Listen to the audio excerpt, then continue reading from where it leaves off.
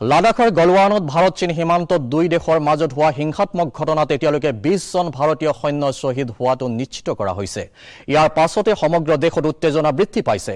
দেশৰ প্ৰধানমন্ত্ৰী নৰেন্দ্ৰ মোদী, গৃহমন্ত্ৰী অমিত শ্বাহ আৰু প্ৰতিৰক্ষা মন্ত্ৰী ৰাজনাথ সিং, তিনিওটা প্ৰতিৰক্ষা বাহিনীৰ মুৰব্বী জেনেৰেল বিপিন ৰাৱত, সেনা প্ৰধান MM নৰৱানে, মুখ্য নভেল ষ্টাফ কৰমবীৰ সিং আৰু বায়ু সেনাৰ মুৰব্বী এয়াৰ চিফ মাৰ্শ্বাল RKS ভাদৌৰিয়াই ঘনে ঘনে বৈঠকত মিলিত হৈছে। ইফালে লাডাখৰ শেহতীয়া পৰিস্থিতি সন্দৰ্ভত আজি ভাৰতৰ বৈদেশিক পৰিক্ৰমা মন্ত্ৰী ডক্টৰ S জয়শংকৰ আৰু চীনৰ বৈদেশিক মন্ত্ৰী ৱাং ইয়ে এক টেলিফোনিক বাৰ্তালাপত মিলিত হয়। 15 জুন তাৰিখে লাডাখৰ গলৱান উপত্যকাত সংঘটিত হোৱা ঘটনাক ভাৰত চৰকাৰে তীব্ৰ ভাষাৰে গৰিহণা দিয়ে। উল্লেখযোগ্য যে যোৱা 6 জুন তাৰিখে শীৰ্ষ সামৰিক বিষয়াসকলৰ লগত হোৱা আলোচনা অনুসৰি সীমান্তৰ পৰা দুই পক্ষই আঁতৰি যোৱাৰ চুক্তি স্বাক্ষৰিত কৰিছিল। কিন্তু ভাৰতে এই চুক্তি মৰ্মে কাম কৰি যোৱাৰ যোজা কৰি থাকোঁতে চীনে পৰিকল্পিতভাৱে এই নিন্দনীয় ঘটনা সংঘটিত কৰে বুলি অভিযোগ কৰে বৈদেশিক পৰিক্ৰমা মন্ত্ৰী S জয়শংকৰে। এই ঘটনাই দুয়োখন দেশৰ সম্পৰ্কৰ ওপৰত প্ৰভাৱ পৰিব বুলি ডক্টৰ S জয়শংকৰে চীনা বৈদেশিক মন্ত্ৰী ৱাংক জানিবলৈ দিয়ে। ঘটনাটোৰ বাবে ভাৰতৰ বৈদেশিক মন্ত্ৰীগৰাকীয়ে চীনক প্ৰত্যক্ষভাৱে জগৰীয়া কৰাৰ বিপৰীতে চীনৰ মন্ত্ৰীগৰাকীয়ে নিজ পক্ষৰ হৈ যুক্তি দাঙি ধৰে। আলোচনাৰ শেষত দুয়োখন দেশে পুনৰ শান্তি শৃংখলা ঘূৰাই আনিবলৈ যত্নপৰ হ'ব বুলিও মত বিনিময় কৰে। ভাৰত চীন সীমান্তৰ লাডাখৰ গালৱান উপত্যকাত দুয়োখন দেশৰ সেনাবাহিনীৰ মাজত হোৱা সংঘৰ্ষত প্ৰাণ হেৰুওৱা ভাৰতীয় সেনাৰ আত্মবলিদান অথলে নাযায় বুলি প্ৰধানমন্ত্ৰী নৰেন্দ্ৰ মোদীয়ে মন্তব্য কৰিছে। দ্বিতীয় দিনৰ বাবে বিভিন্ন ৰাজ্যৰ মুখ্যমন্ত্ৰীসকলৰ লগত হোৱা আলোচনাৰ পূৰ্বে প্ৰধানমন্ত্ৰী মোদীয়ে আজি সীমান্তত সংঘটিত ঘটনাৰাজিক লৈ এনেদৰে মন্তব্য কৰে। এই মত বিনিময় অনুষ্ঠানৰ পূৰ্বে সীমান্তত প্ৰাণ বলি দিয়া সেনা জোৱানসকলৰ আত্মাৰ সদ্গতিৰ বাবে 2 মিনিট সময় মৌন প্ৰাৰ্থনা জনোৱা হয়। ইয়াৰ পাছতে প্ৰধানমন্ত্ৰীয়ে কয় যে দেশৰ সাৰ্বভৌমত্ব সংহতিত কুঠাৰাঘাত কৰাৰ বাবে যিয়ে চেষ্টা কৰিব তাৰ বিৰুদ্ধে ভাৰতে যথাযথ প্ৰত্যুত্তৰ দিব। ভাৰতে সদায় সমৃদ্ধি, বৃদ্ধি তথা উন্নতিৰ বাবে ত্যাগ স্বীকাৰ কৰি আহিছে। ভাৰতীয় সেনাৰ সাহসক উৎসাহিত কৰি মোদীয়ে লগতে কয় যে ভাৰত ৰাষ্ট্ৰই সদায় শান্তিৰ বাবে প্ৰাৰ্থনা কৰি আহিছে, কিন্তু যদিহে কোনোৱে শান্তি বিঘ্নিত কৰাৰ বাবে উচতাই থাকে তেন্তে সেই উচতনি প্ৰতিৰোধৰ বাবে যথোচিত প্ৰত্যুত্তৰ দিয়া হ'ব।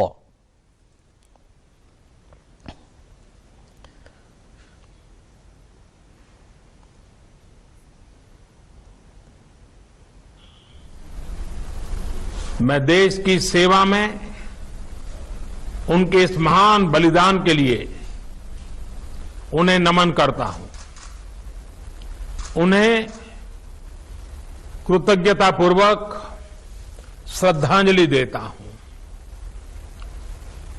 दुख की इस कठिन घड़ी में हमारे इन शहीदों के परिजनों के प्रति मैं अपनी संवेदना व्यक्त करता हूं। आज पूरा देश आपके साथ है, देश की भावनाएं आपके साथ है।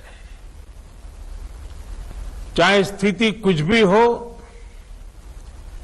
परिस्थिति कुछ भी हो, भारत पूरी दृढ़ता से देश की एक एक इंच जमीन की, देश के स्वाभिमान की रक्षा करेगा। भारत सांस्कृतिक रूप से एक शांति प्रिय देश है। हमारा इतिहास शांति का रहा है। भारत का वैचारिक मंत्र ही रहा है, लोकाः समस्ताः सुखिनो भवन्तु। हमने हर युग में, पूरे संसार में शांति की, पूरी मानवता के कल्याण की कामना की है। हमने हमेशा से ही अपने पड़ोसियों के साथ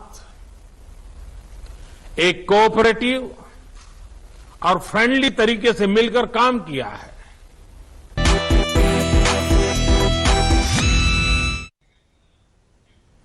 ভাৰত চীন সীমান্তৰ লাডাখ সীমান্তত দুয়ো দেশৰ সেনা জোৱানৰ মাজত সংঘটিত অপ্ৰীতিকৰ পৰিস্থিতিক লৈ প্ৰতিৰক্ষা মন্ত্ৰী ৰাজনাথ সিঙে আজি এখন পৰ্যালোচনা বৈঠক অনুষ্ঠিত কৰে নতুন দিল্লীৰ সাউথ ব্লকত অনুষ্ঠিত হোৱা বৈঠকত তিনিওটা প্ৰতিৰক্ষা বাহিনীৰ মুৰব্বী জেনেৰেল বিপিন ৰাৱাট সেনা প্ৰধান এম নাৰৱানে মুখ্য নভেল ষ্টাফ কৰমবীৰ সিং আৰু বায়ু সেনাৰ মুৰব্বী এয়াৰ চিফ মাৰ্শ্বাল RKS ভাদৌৰিয়াই অংশগ্ৰহণ কৰে আনহাতে দেশ ৰক্ষাৰ স্বাৰ্থত ভাৰত চীন সীমান্তত প্ৰাণ বলি দিয়া ভাৰতীয় সেনা জোৱানসকলৰ ত্যাগক প্ৰতিৰক্ষা মন্ত্ৰীগৰাকীয়ে শ্ৰদ্ধাৰে সোঁৱৰে এটা টুইটত সিঙে কয় যে সেনা জোৱানসকলৰ ত্যাগ আৰু সাহসিকতাক ৰাষ্ট্ৰই কেতিয়াও পাহৰি নাযায়